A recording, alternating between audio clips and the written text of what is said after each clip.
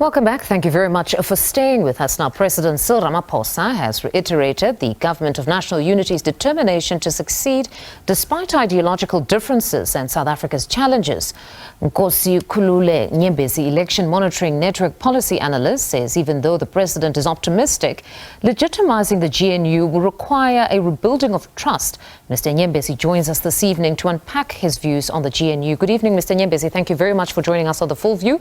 You wrote a very interesting article on the GNU saying, among others, that even though the GNU has been constituted and ministers have hit the ground running, legitimizing it will require a lot more. It will require rebuilding of the trust that has since been lost. Talk to us about this.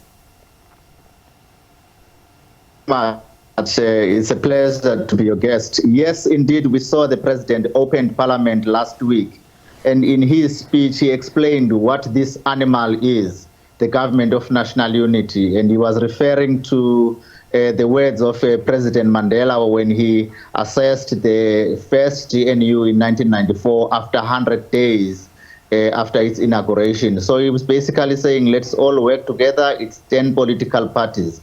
But the part that struck a chord was the invitation to this national dialogue, where all sectors of society are supposed to come together, put together their minds and say, what is it that we want out of this new South Africa? It's an optimistic invitation that says all are expected. And I think it is with this thread that needs to be followed to say for each one of the sectors, what is it that we can bring on the table to commit to take the country? But what have been the primary factors contributing to the widespread mood of insecurity and distrust in government? It's the past that we have in the last 30 years, particularly the 2 decades.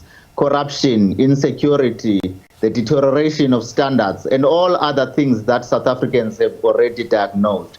It appears that solutions must come from below. Community voices must be heard. Community solutions must be affirmed. And hence, it is appetizing to hear that there must be this national dialogue so that we can have practical issues. And civil society, in the discussions that it has been having, interacting with the election manifestos, and interacting with the promises of political parties, looks like there are some things on the table that civil society can put in order to allay this insecurity, which is, by the way, a wide definition of insecurity, from climate change to food insecurity to insecurity of the person in terms of crime and so on. All those issues must be thrashed with a view of bringing together a common program.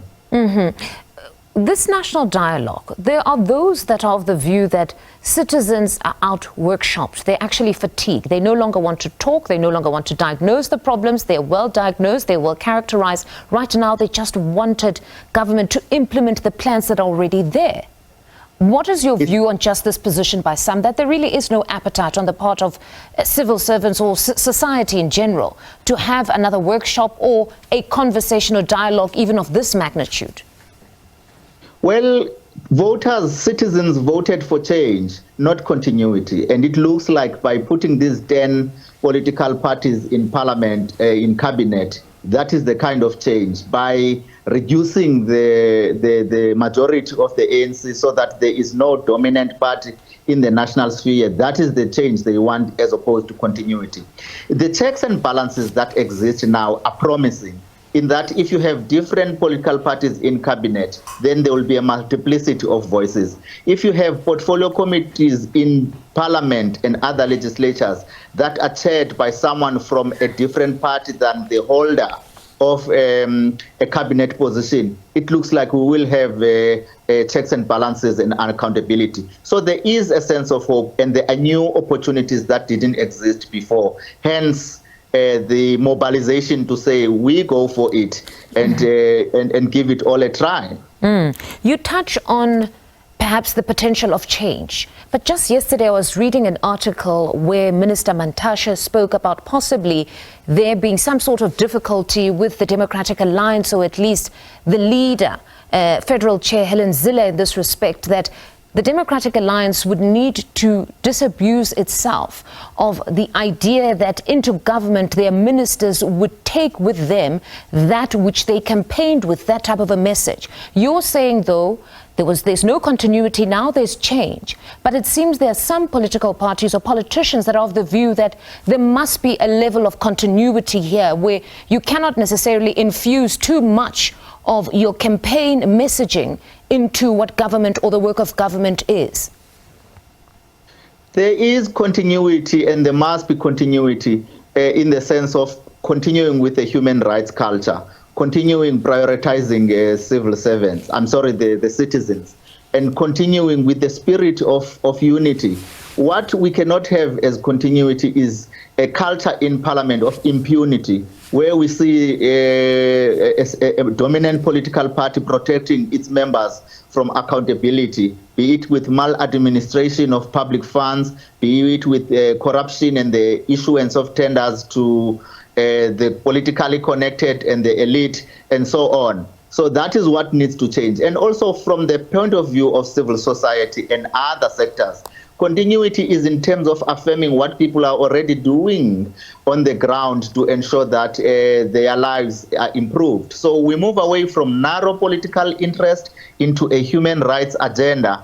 Hence, I also speak about the need for government to fund these community initiatives to bring about security in a broad sense. For for Parliament to allocate more resources into democracy supporting structures that already exist, including the Chapter 9 institutions, so that they can be able to work with communities to achieve this. So it's not so much about deferring to government and a few to deliver South Africa must get. It's about taking it into our hands and ensuring that all sectors of society can contribute what they can.